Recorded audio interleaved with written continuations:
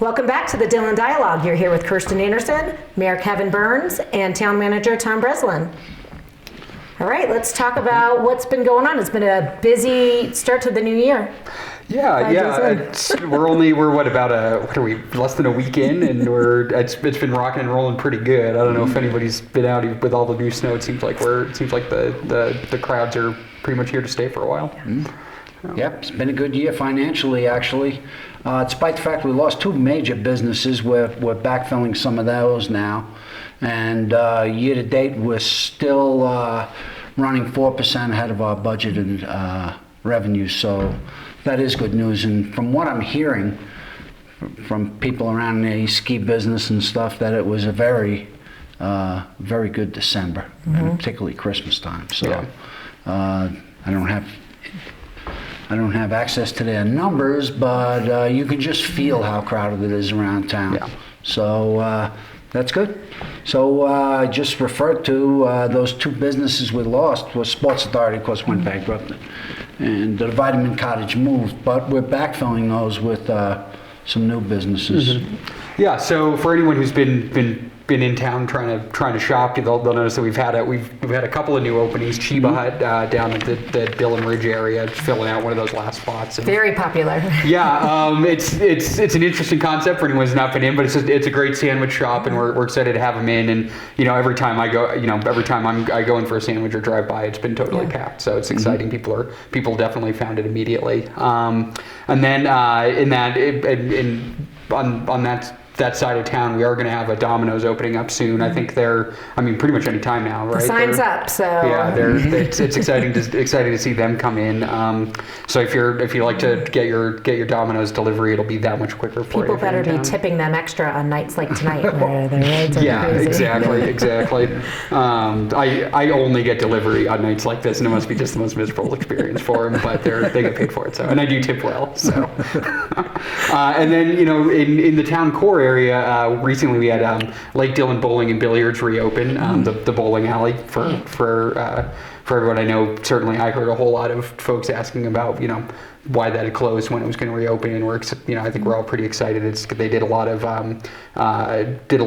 renovations to their bowling facilities. I think they have some more improvements coming, still to come. But that was a great example of we were actually able to partner with a tax incentive program with them, just as we do with some other businesses. But they're a great local business that we were able to incentivize to sort of expand, reopen, and help bring more jobs, business, and foot traffic in the downtown area. Yep. Yes, and as we try and do some development downtown and redevelopment downtown, having the bowling alley is important to the community. Yeah, that's absolutely sort of an anchor attraction for the downtown area. So it's great to have them have their doors open up again.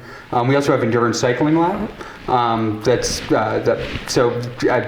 might know a little bit more about that than I do. I haven't checked it out yet, but it's basically cycling, and rather than having an instructor, you have your own sort of module in front of you, and you can select your different challenge, and it's like tracking you in real time, so you get to see that impact on your body and the results of all that hard work. And they do different group lessons, they do women's groups, and it looks really fun. I think some of the people in the office have been there and come back, and they're raving about it, so check it out. Yeah, could be a potential opportunity for our wellness program. We'll have a wellness exercise over there, so it's good. And then an incoming store that has been in the papers, and I think a lot of I've heard a lot of excited buzz about, is that we do have REI opening in spring or summer 2017. They're taking over the old Sports Authority space, which is sort of a perfect fit, and we're incredibly excited to see such a great company coming into town. Yep. So they're bringing 50 employees. They do a lot of education in the community. They have a great corporate giving program, so back into the area and the trails that we love to be on all the time. So and they're a co-op. So you get a rebate on what you spend there every year. So So I think it's interesting. They're taking a space that was held by Sports Authority, another big box, and I think what we found was they were great. They really complemented existing business as well. I think we expect REI to do the same thing. So it'll be creative. Continue to have a really great synergy in terms of sporting goods in Dillon, which has kind of become one of the places to get everything you need right in that area. So. They'll be a good fit in this community, without a doubt. So. All right. Speaking of things new in the town of Dillon, we do. We have a new director of marina operations, Phil Hofer, who was comes to us from the Frisco Marina. So it was good that he was a longtime community member. He did work for the town of Dillon for 9 years at the marina, prior to going over and taking the manager job at Frisco. And now he's coming back, and he'll be a good addition. He's, like I say, he's a long-time community member. He's worked at Keystone, and his wife works locally. So they're all, it'll be a really good learning curve for that. It's great that we can hire some local talent. So I agree. We're excited. He hit the ground running on Tuesday. He's got some great ideas, which is we're always looking for, and we're excited like for the starting summer. your marina job with a foot of snow. right? Well, at least you have confidence in water levels then for next summer. Then. Exactly. But what I loved about Phil is he has a great marina experience. He has really a long-term vision. He has experience with concessionaires and all those things that we're looking for. He is really about developing the team and guest service, and those were all qualities that he nailed them on the head in all categories. Yeah, I think from a council perspective, as we're looking to see kind of what the next phase of that marina area is going to be, having somebody with those kind of skills and that kind of vision is an incredible opportunity. And it's the couple times I've met Phil now, it's been a great experience. So we're excited to have I think we're all excited to see him on, and it's going to help. It's good to have that confidence level of having somebody there who can see sort of what the next 10, 15, 20 years might look like. So. Yep, and we do apologize to our friends at the town of Frisco, but we didn't go looking for Phil; he came looking for us. So, So I think we've also, a lot of what we've been talking about on this program, and then at our council members, has been town core revitalization. Yep. We did a lot of work on. We did a lot of work actually in this last work session and council meeting. But Kerstin, maybe you can fill in folks what some of the things that we've been working on, some of the sort of the background steps that could lead us to some of our recent actions. Yeah, absolutely. Really, so we've been looking at this concept, and we've been talking a lot about the concept of leveraging our town-owned land, and that has been. We've talked on the show about Dillon having comprehensive documents that go back a couple of decades, and a consistent theme or tactic in those documents is leveraging that land to sort of either assemble with properties that might be blighted in town or create an opportunity that didn't exist before. So we took that concept, and our town engineer looked at the plots available on land, and that really means some of the vacant parking spaces in and around town and adjacent to other properties. And September, a year and a half ago now. September 2015, we brought the same plan that was approved to the town council based on some information we had gotten on the retreat earlier that summer.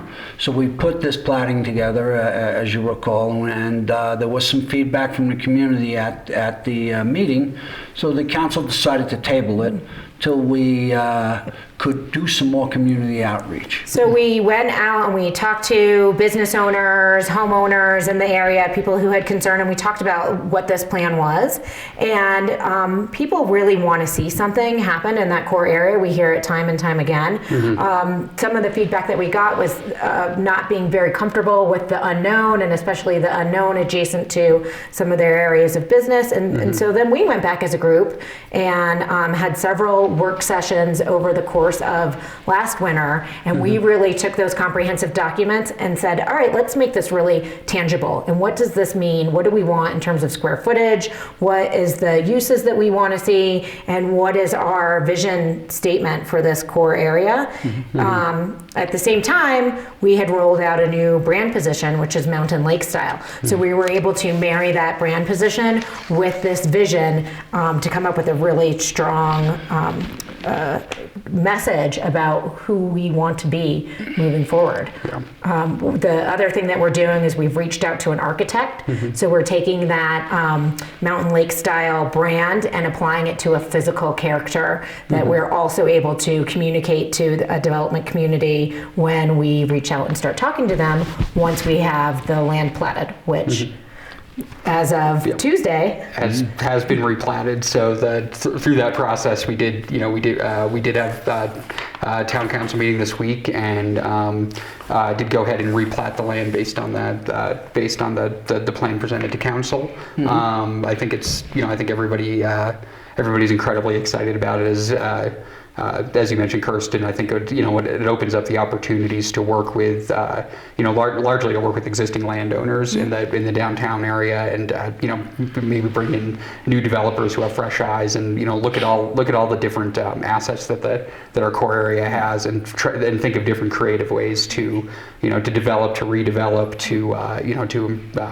to go through the essentially our revitalization goals. I've actually got them here. I'm looking at them now. It's all stuff that I think that I've heard since I've been involved with the town that people want, which is more people downtown, ways to try to sort of improve the buildings that are down there, try to expand the amenities down there, get more shops in, get more amenities, get more residential in for families who want to live in our downtown area.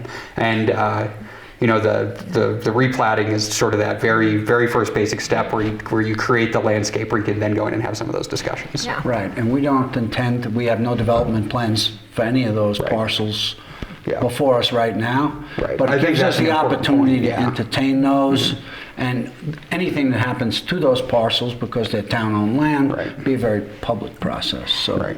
And I like, what you're saying, Kevin, it's allowing us to start that conversation and start thinking about it in a really new way that meets the needs of the community today. So some of the other efforts that have been dovetailing really nicely with this, all this work, is the public housing forum that we did back in October. And so basically we brought in a group of community members, and we talked about high density housing and where it belongs in Dillon, and is there a need for it in the community? And you were there, so you can speak a little bit. So we did have a community forum earlier in the year, and I think that reflected a lot of what certainly I hear in one-on-one discussions. I think what everybody hears when they go to when they discuss the housing issue, which is that we're in a housing crisis right now. It's very hard for people to live and work up here in Summit County. Looking at our own comp plan. And our own town assets, we try to see how we can be part of the solution. And I think we sort of quickly realized that that some elements of our comprehensive plan were probably outdated, more restrictive than I think you really want to see. That don't give the town or developers the flexibility to find creative solutions on where we can create homes for people in town. So based on community input, we realized that this is something that it does seem like a community priority, and we at our last work session we looked at some changes to sort of